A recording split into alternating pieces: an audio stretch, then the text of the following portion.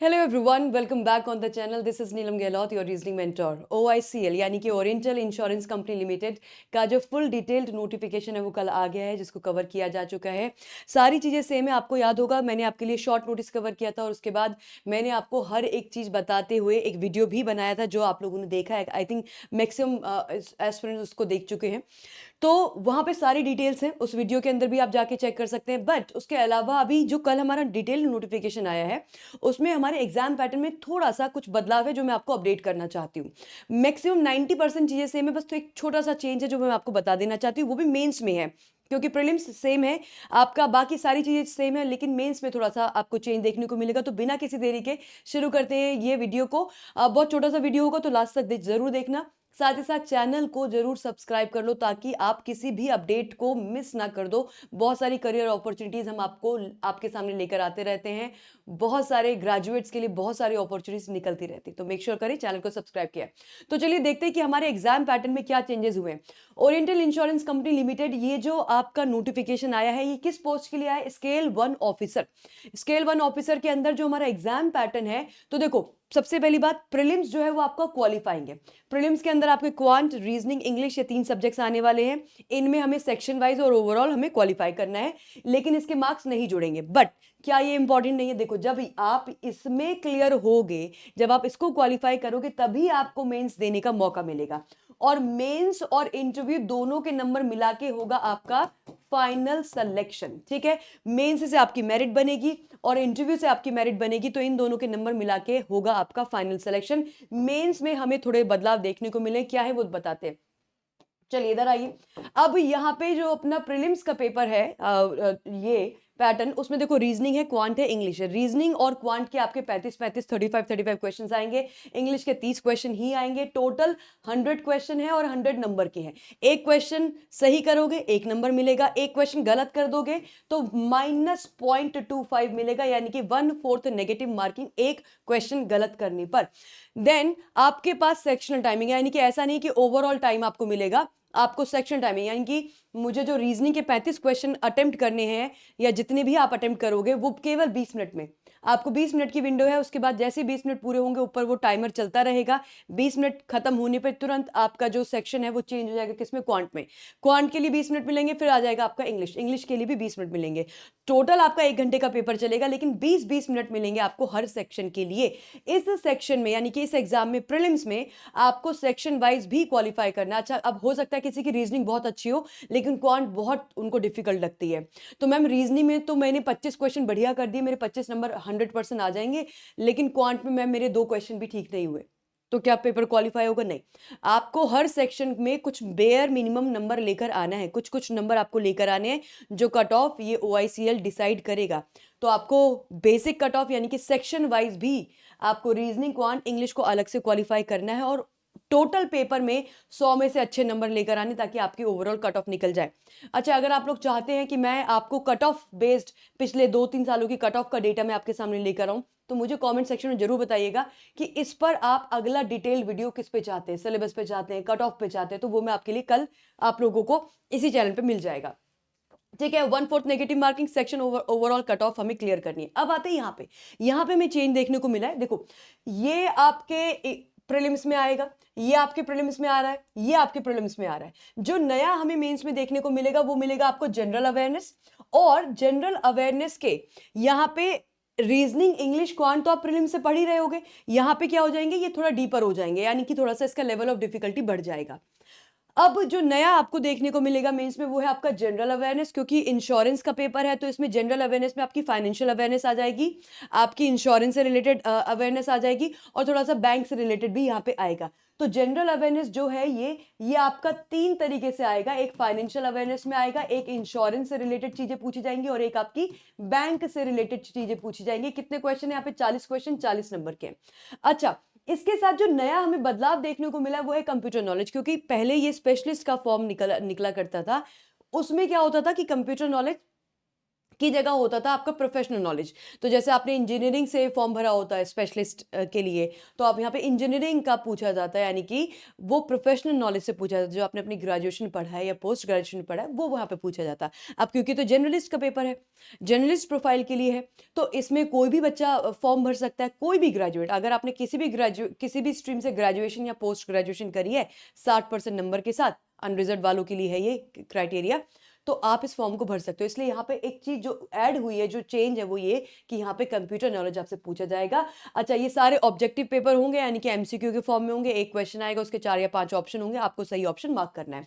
Paper पूरा का पूरा आपका बाइलिंगुअल होगा, यानी कि हिंदी और इंग्लिश दोनों भाषाओं में होगा। ऑब्वियस सी बात है कि आपका जो इंग्लिश का पेपर है वो केवल और केवल इंग्लिश भाषा में होगा। बाकी सभी पेपर आपका English Hindi, English Hindi, English Hindi, English Hindi. आपके पास ऑप्शन होगा, आप इंग्लिश में या हिंदी में पेपर अटेम्प्ट कर सकते हैं, इंग्लिश भाषा के अलावा। रीजनिंग के 45 क्वेश्चन को करने के लिए 45 मिनट का टाइम मिलेगा। बिल्कुल सही है, बढ़िया है, कोई दिक्कत नहीं, क्योंकि बाकी एग्जाम्स में हम देखते हैं कि हमें 45 क्वेश्चन करने के लिए 30 मिनट का टाइम मिला करता है, तो यहाँ पे टाइमिंग ठीक है। इंग्लिश के लिए 40 क्वेश्चन 30 मिनट का टाइम है। जनरल अवेयरनेस में 40 क्वेश्चन 20 मिनट का टाइम है। जनरल अवेयरनेस में क्या करना है, सॉल्व तो करना नहीं है, पढ़ना है और आंसर करना है, तो ठीक है।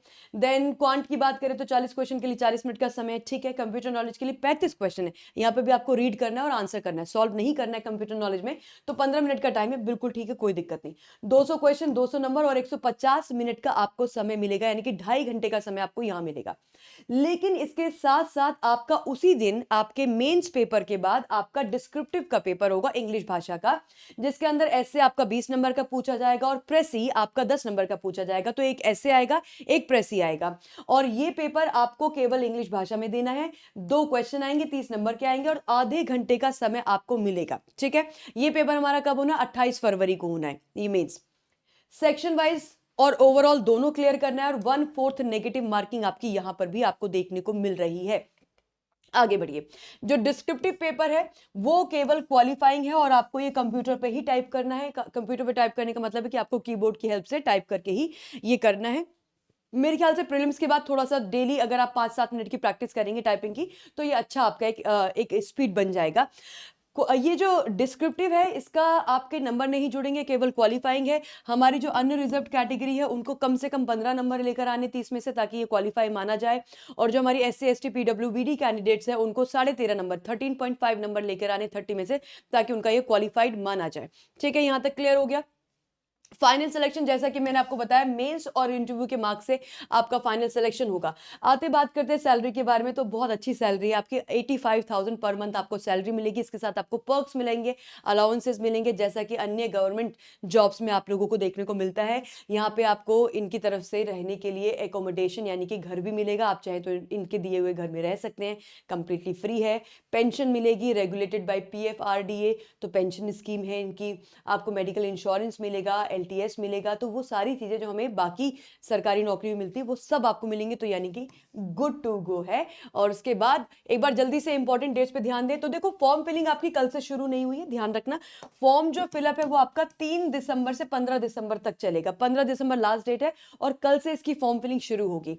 प्रीलिम्स हमने पहली बात करी 10 जनवरी को, मेंस हमारा 28 फरवरी को, इंटरव्यू की डेट्स अभी आई नहीं है। और आगे बढ़ते एलिजिबिलिटी की बात कर ले। क्वालिफिकेशन में बहुत सिंपल है कि अगर आप एक ग्रेजुएट या पोस्ट ग्रेजुएट, कुछ भी ग्रेजुएशन हो किया है तो भी चलेगा, पोस्ट ग्रेजुएशन है तो भी चलेगा, किसी भी स्ट्रीम में BA BSc BCom कुछ भी आपने किया है तो आप इस फॉर्म को भर सकते हैं, बशर्ते आपका अगर अनरिजर्व कैटेगरी से, यानी कि अगर आप जनरल कैटेगरी से हैं तो आपके 60% नंबर आने चाहिए, और अगर आप SC ST से हैं तो 55%।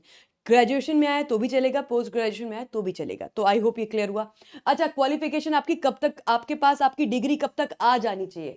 आपकी डिग्री आपके पास 30 नवंबर तक आपके हाथ में होनी चाहिए। तो 30 नवंबर 2025 तक अगर आपके पास आपकी डिग्री आ जाएगी या आ गई है, तो आ जाएगी क्या, अब तो 30 नवंबर तो जा चुका है, तो 30 नवंबर तक अगर आपकी डिग्री आपके पास आ चुकी है, आप ग्रेजुएट या पोस्ट ग्रेजुएट हो चुके हैं as per this percentage criteria, तो आप फिल कर सकते हैं। और एज की बात करें तो 21 से 30 साल फॉर अनरिजर्व कैटेगरी, यानी कि हमारी जनरल कैटेगरी के लिए जो है वो 21 से 30 साल। 30 नवंबर 2025 को अगर आप 21 से 30 साल के बीच में हैं तो आप ये फॉर्म भर सकते हैं। बाकी कैटेगरी के रिलैक्सेशन, OBC के 3 साल का, SC ST का 5 साल का, और PWD कैंडिडेट्स के लिए 10 साल का रिलैक्सेशन आपको यहाँ पे देखने को मिल रहा है। अब आती बात तैयारी कैसे करें।